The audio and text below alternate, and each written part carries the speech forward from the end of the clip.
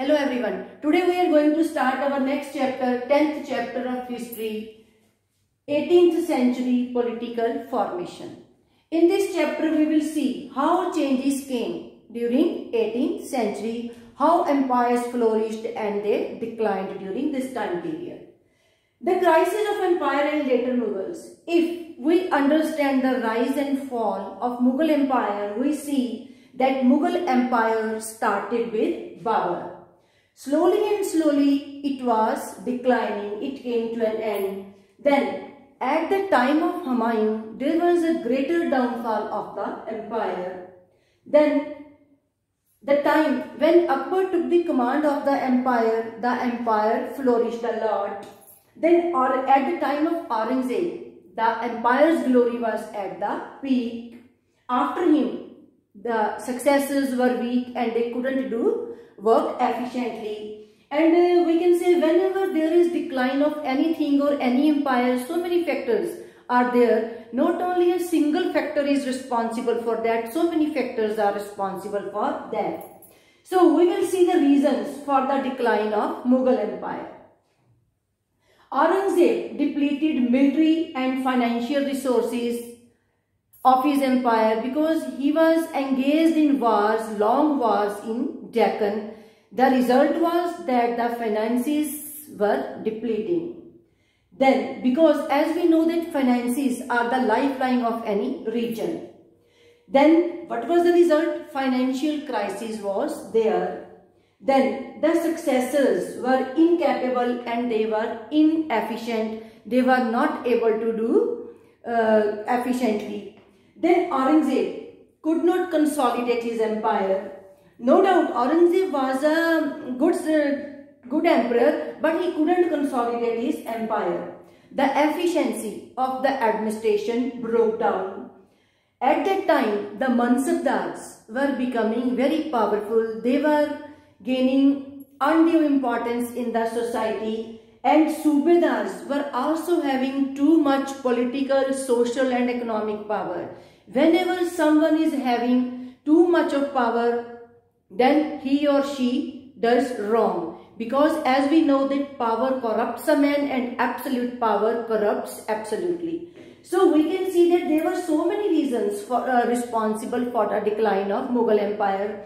Inefficient or incapable successors were there, financial crisis was there, Mansabdars were becoming very powerful and Subedars were also gaining importance at that time, and they were taking undue advantage of this power. So these were the reasons responsible for the decline of Mughal empire. Now the question arises, what was the impact of these things which were happening in Mughal empire? First was the tax which was reaching to the emperor. The tax reaching became very slow because people were not paying tax on time as they were not happy with the administration. Then governors were consolidating their control over them. As a result, what happened? Financial crisis was there. Then peasants and zemindars, they became rebellious. Then inefficient kings were there and Subedars were becoming very much powerful. Then peasants and zemindars were not paying tax to the emperor. That's why we can say that money was not coming, and there was as a result there was a financial crisis occurring. Then rebellions started due to increase in tax. The sultans increased the rate of tax. The peasants were not agreeing to give that, and that's why the peasants became rebellious. At that time, rebellion was not we can say a main thing, because rebellions were going on during that time, but the rebellious groups were not so powerful during that time.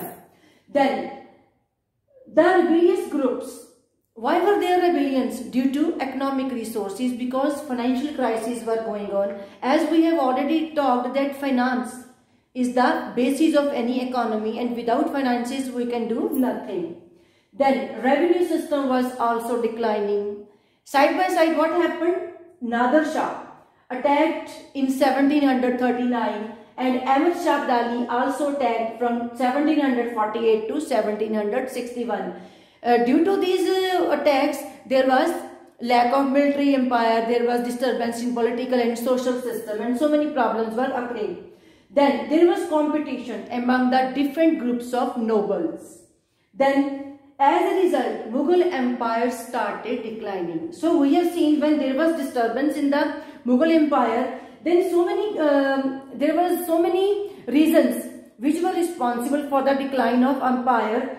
And what happened? Peasants and zamindars became rebellious, tax paying rate was becoming slow, and Ahmad Shah Abdali and Nader Shah also attacked, and as a result, competition among different noble groups increased and Mughal empire started declining. We saw that Nader Shah and Ahmad Shah Abdali attacked over Mughal empire. Then when Nader Shah attacked, then it was a very big setback. He gave a very big setback. Then Delhi was attacked in 1739 by Nader Shah.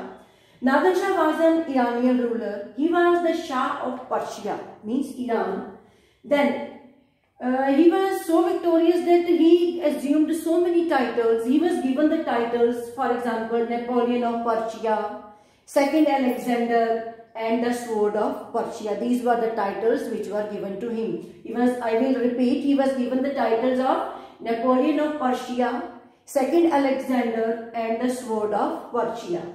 Then in 1739, at that time when Nader Shah attacked, the emperor of Delhi was Muhammad Shah I. The question arises, why Nader Shah attacked Delhi? He attacked Delhi because at that time Delhi was very prosperous and wealthy state.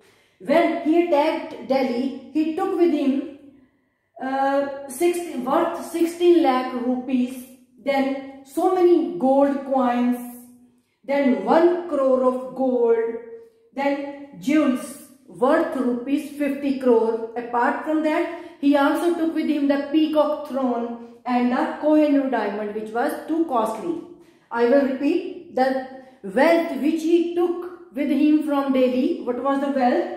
He took 16 lakh of rupees and so many, you can say numerous gold coins, then 1 crore of gold, then jewels worth rupees 50 crores. Apart from it, Kohinoor diamond, then peacock throne. All these wealth he took from Delhi with him.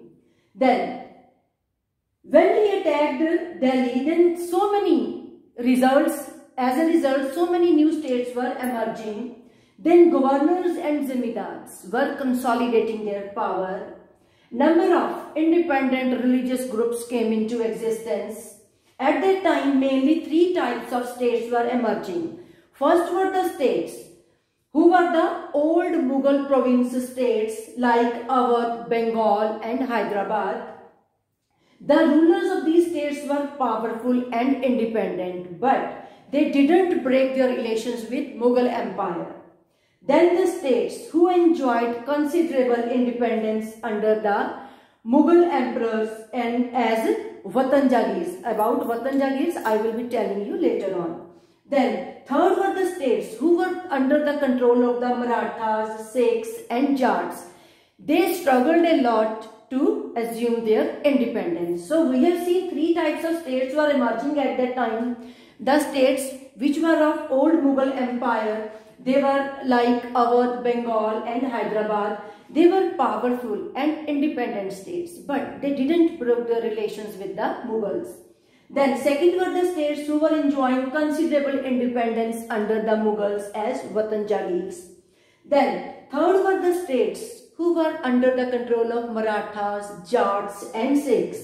They seized their independence after a long struggle with the Mughals. They didn't want to be under the Mughals. So we are seeing that all these kingdoms were coming into existence at that time. So it is clear that when Nader Shah attacked India, he took numerous wealth from Delhi with him, and as a result there was discontent and disturbance in the society, in social and political system. Then 3 types of states were emerging. Those who were the old Mughal provinces like Awadh, Bengal and Hyderabad. They were independent and powerful, but they didn't break their relations with the Mughal empire. Then second were the states who enjoyed considerable independence under Mughals as Watan Jagirs. Then there were states like Marathas, Sikhs and Jats who after a long struggle attained independence. So we have seen that all these kingdoms were coming into existence at that time. We have seen that at that time three types of states were emerging. First were the old Mughal provinces, and in these states their first was Hyderabad. Asaf Jah was the governor of Hyderabad. His actual name was Nizamul Mulk Asaf Jah. Then he founded the state of Hyderabad in 1724 and he ruled up to 1748. Then during that time Mughal Empire was becoming weak. Asaf Jah thought of becoming independent. He was given the governorship of Awadh and the charge, later on he was given the charge of Deccan. Earlier he was given the governorship of Awadh and after that he was given the charge of Deccan. Then he gained control over political and financial administration. He gathered too much power and slowly when he gathered power he became the actual ruler of that state. Then Asaf Jah and his rule.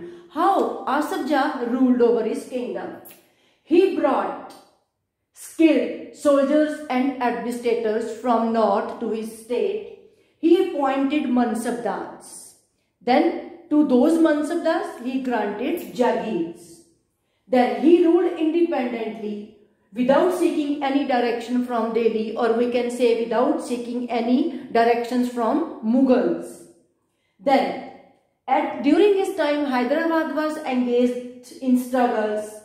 His main ambition was to control rich textile producing areas of Coromandel coast. Then the areas were checked by British who were becoming powerful at that time. We have seen at one place Mughal Empire was declining. Then Asaf Jah was made the governor of Hyderabad. Slowly he gained control and he started becoming independent. He started consolidating his power.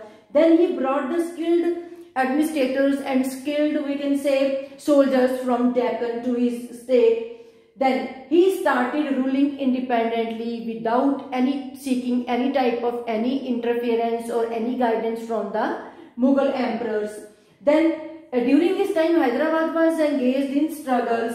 Then his ambition was to control the textile areas of the Coromandel state. So we have seen that he ruled according to his rules and regulations. Now second state of old Mughal provinces was Awadh. Burhanul Mulk Sadat Khan, known as, was appointed as Subedar of Awadh. He founded the Awadh state. Then what was the significance of Awadh? Awadh was a prosperous region and the main motive was to control the rich alluvial soil which was found in the Ganga plains. Then Awadh was also the main trade route between North India and Bengal. Then Sadat Khan held combined offices of Subedari, Diwani and Faujdari, responsible for managing political, financial and military affairs. He held responsible the combined offices of Subedari, Diwani and Faujdari, responsible for managing political, financial and military affairs at that time. Then the Nawab assumed all the powers, means he became very powerful. He tried to decrease Mughal influence in Awadh region. He seized a number of Rajput Zimidars and agriculturality. He appointed his own servants to the vacant positions. Means we can say his main motive was to get independence from the Mughals. He wanted to establish his independent state where there will be no interference of any type of anyone, and he held the combined offices of Subedari, Diwani and Faujdari, responsible for political, financial and military affairs. As we can say that in Subedari there are political affairs and Diwani is related with finances and Faujdari is related with military affairs. So we have seen that this was the significance of Awadh at the time of Sadat Khan. The third state of the old Mughal provinces was Bengal. The governor of Bengal was Murshid Quli Khan.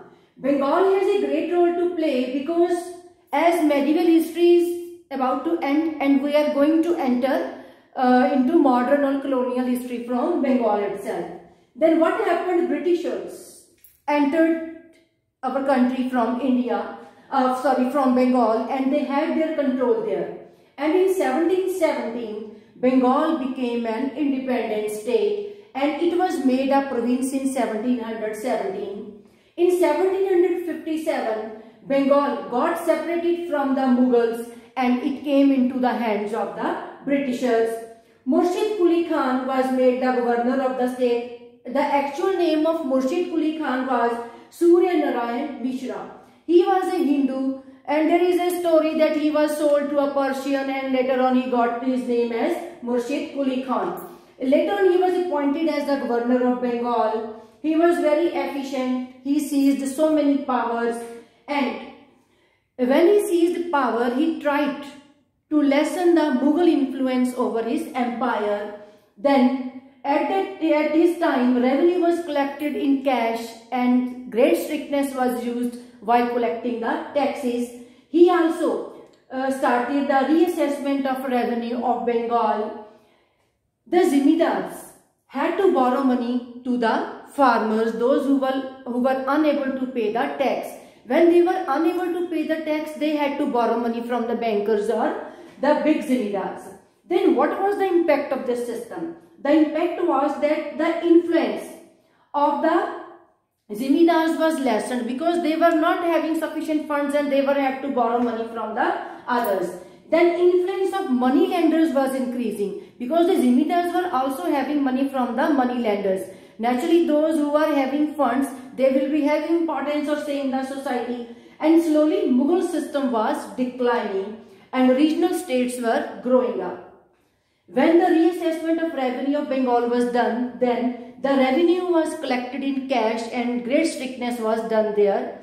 When the Zimidars were unable to pay the tax, then they had to borrow money from the bankers. Then what happened? The influence of Zimidars lessened and the influence of the money lenders increased in the society. Slowly and slowly the Mughal system started declining and the regional states were growing at that time. Now, what were the results? Jagirdari system came to an end. Their method of tax collection was different.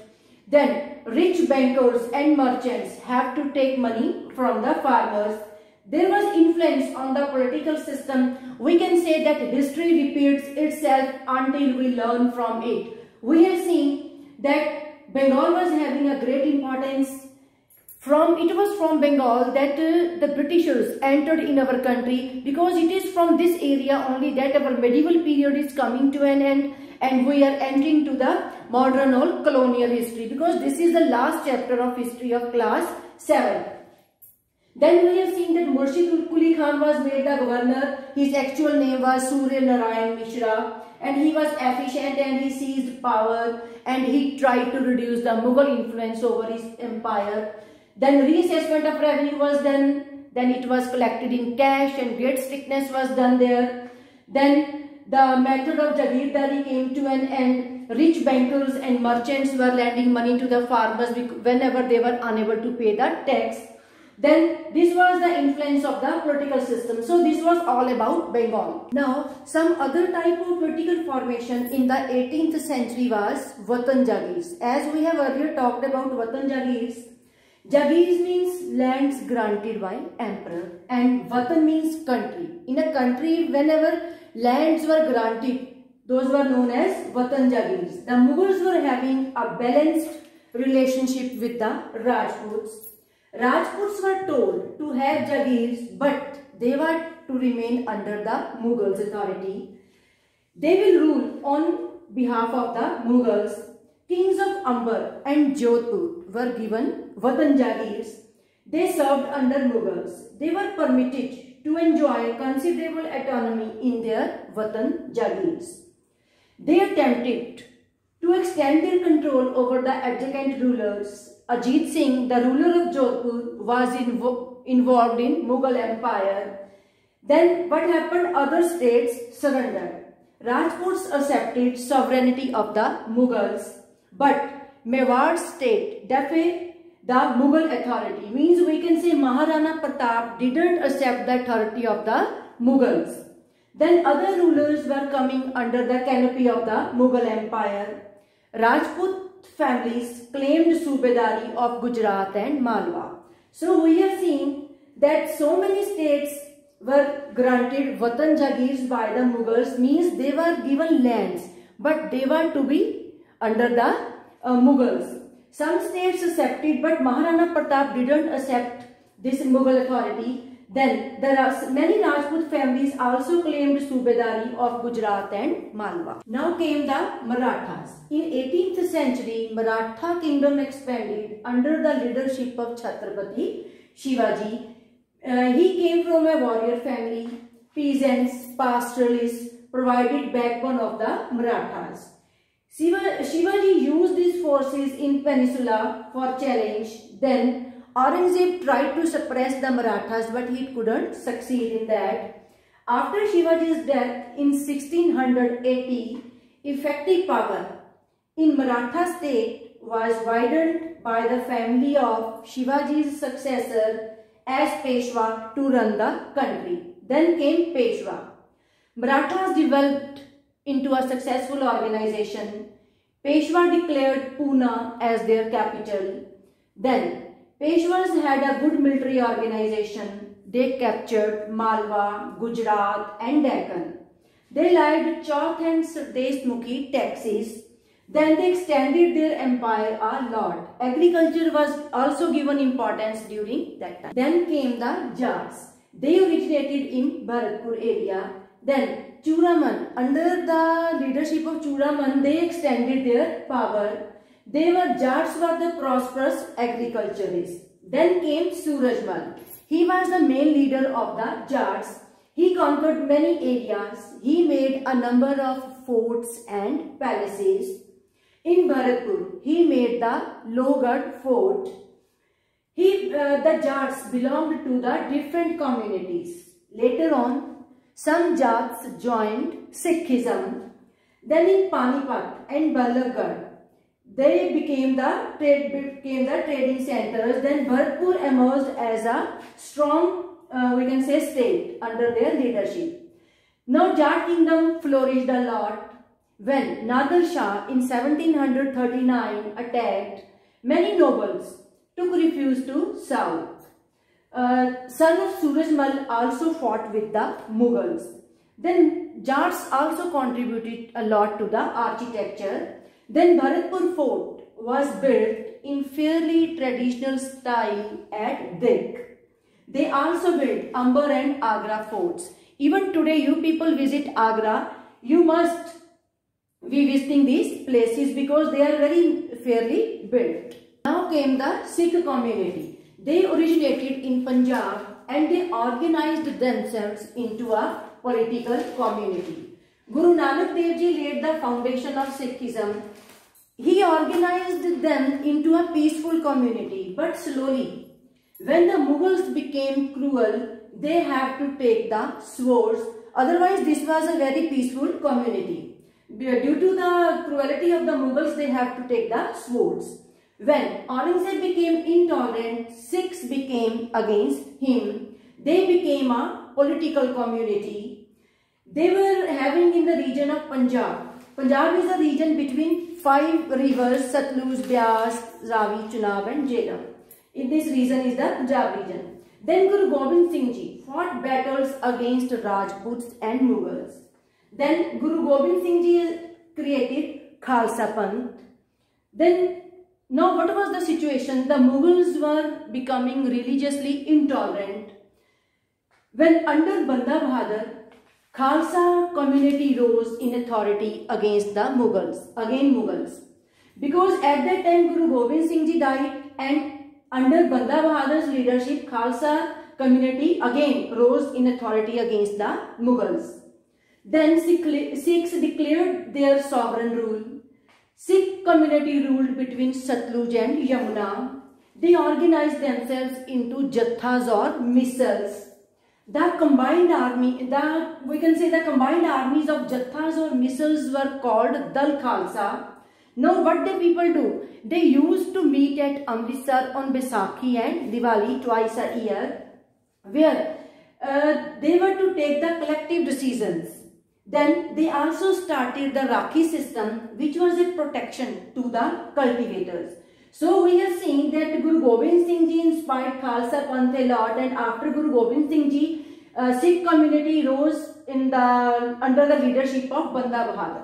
So this was the period of medieval history, when medieval history completed and we were to start modern history. There was a French Revolution which was starting. Common men were not given importance during that time. Then nobles were a part of the government system. The people who were not given importance in government matters, they revolted against the government.